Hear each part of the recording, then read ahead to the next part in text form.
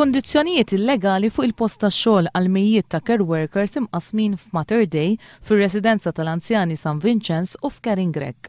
Mary Louise Colejro Preka żvelat li l-abbużi qed isiru mill-kumpanija Bonnici Brothers, immexxija minn Gejtu u Filip Bonnici li nataw it-tender mill-gvern. Il-ħaddiema qed jitħallsu ta' inqas sigħat milli jaħdmu u bi €3.80 kull siegħa. Filwaqt li fuq il-formula tal-FS3 il-paga tal-full-time hija mniżla inqas mill-minimum wage. Dawn il-care workers m'għandhomx sick leave, injury leave u meta ridu japplikaw għal-leave tal-maternità ingħataw parir sabiex isibu xogħol ieħor. Filwaqt li minn wara xewqa li jsieħeb f'union tkeċċa. M'għandix dubju li l-gvern jaf biha din għaliex kieku pereżempju fil-budget li għadda ma kienx joħroġ bl-idea li suppost il-kuntratti li se jkun qed jagħtihu għandhom jiġu evalwati, anzi kellu jwaqqaf anke saħansitra task force.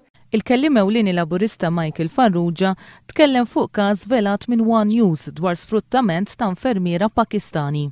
Għalli dawn qed jinġibu Malta sabiex jaħdmu fil-qasam tas-saħħa u jkollhom iħallsu somma inizjali ta' €3,000 u wara €85 kull xahar. F'mistoqsija parlamentari l-Gvern qal li ma kellu l-ebda kuntatt mal-kumpanija Chrism Services, irreġistrata is-Seychelles. Imma fil-kuntratt ta' xogħol hemm imniżżel li l-infermiera trid tiftiem ma' min iħaddimha.